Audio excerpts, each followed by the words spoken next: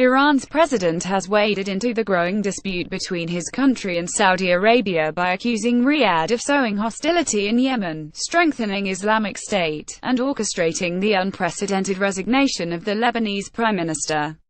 Hassan Rouhani's response came a day after the Saudi Crown Prince, Mohammed bin Salman, accused Iran of direct military aggression by supplying missiles to Houthi rebels in Yemen. Tehran ferociously denied the charge. Simmering tensions between Iran and Saudi Arabia, two regional rivals at opposing ends of the Yemen conflict, have ratcheted up after the launch of a ballistic missile from Yemen towards Riyadh on Saturday. The missile was intercepted and debris fell at Riyadh's international airport.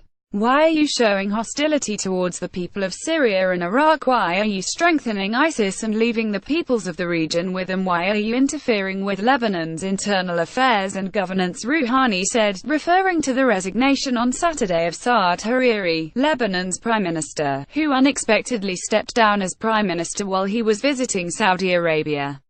Hariri's resignation was announced in a televised address from Riyadh, during which he said Iran was controlling the region. He blamed Lebanon's powerful Shia militant group and political movement Hezbollah of exerting control in the country.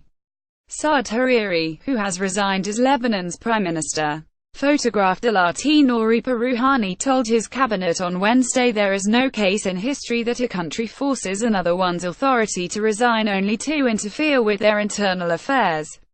This is an unprecedented event in history. Where are you going in this way? Hezbollah's leader, Hassan Nasrallah, said that Hariri's resignation was a Saudi decision. The Iranian president said Riyadh was not in a position to threaten Iran, saying that those bigger than you have not been able to do anything against the Iranian nation. Iran has formally protested to the UN Security Council about the Saudi accusations over the missile launch and threats to retaliate militarily, saying they were based on unfounded assumptions. It said the claims were an attempt to shift the blame and to distract attention from Saudi's war of aggression against Yemen, and that Riyadh was committing war crimes by striking the Arab world's poorest nation and also imposing a blockade on aid access to the famine-stricken country. He said Saudis were behind blind attacks and murdering of Yemeni innocent people. Since March 2015, Saudi Arabia has led a US-backed military intervention in Yemen, aimed at reinstating the ousted president, who lives in exile in the Saudi capital, Riyadh, and at countering advances of Iran-backed Houthi rebels. Iran has denied any military backing of the Houthis, who control Sana'a, the capital of Yemen, as well as large swaths of the country. Saudi Arabia's military intervention has been criticized for its civilian casualties. Houthis, who have seized power without election, have also been blamed for exacerbating the conflict. Rouhani said Saudi officials were making a strategic mistake by considering the US and the Zionist regime, Iran's terminology for Israel, as allies. He said the US and Israel were trying to dominate the region to plunder its oil and wealth, and that Donald Trump's administration was skillful in pickpocketing Saudi Arabia. Today, the question is that what benefits has Saudi Arabia's animosity towards the peoples of the region got for it, he said.